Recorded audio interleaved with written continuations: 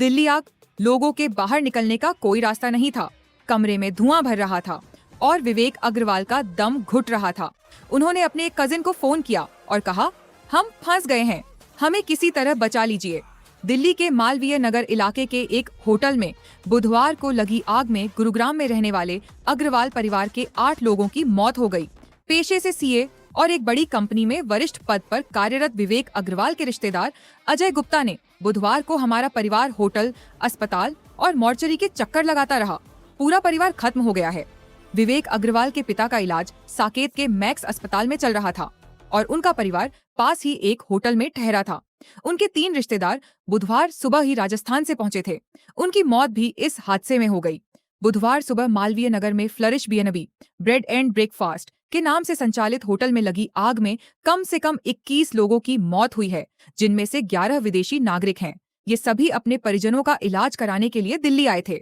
बुधवार देर शाम दिल्ली पुलिस ने इस होटल के संचालक लवकेश बजाज को गिरफ्तार कर लिया।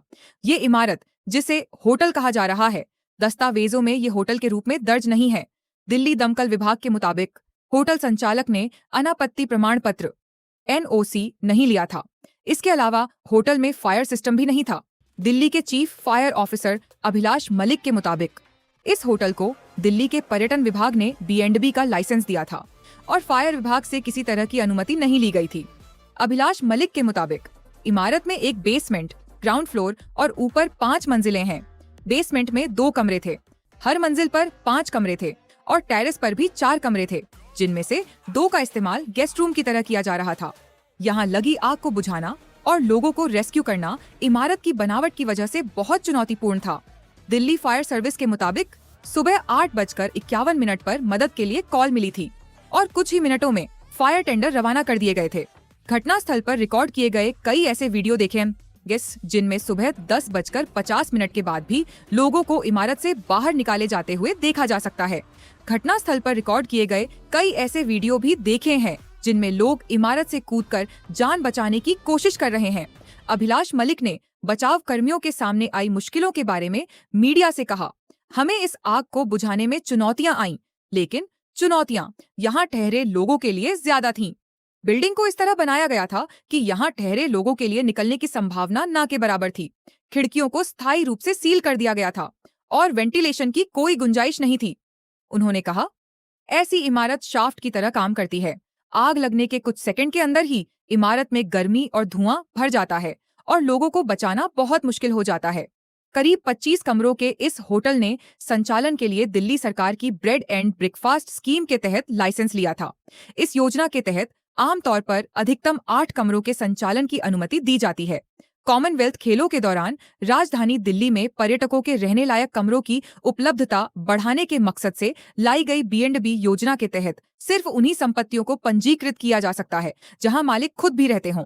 राष्ट्रीय राजधानी क्षेत्र दिल्ली अतुल्य भारत भोजन और शयन कक्ष संस्थापन पंजीकरण एवं विनियम 2007 के तहत ऐसी संपत्ति को होटल, गेस्ट हाउस, हॉस्टल या व्यावसायिक लॉजिक संस्थान की तरह इस्तेमाल नहीं किया जा सकता है। हालांकि दिल्ली के हौज रानी इलाके में जहां फ्लरिश स्टेज पंजीकृत नाम की ये संपत्ति स्थित है, ऐसे कई और होटल हैं जो B&B योजना के तहत हुए पंजीकरण के आधार पर चल रहे हैं।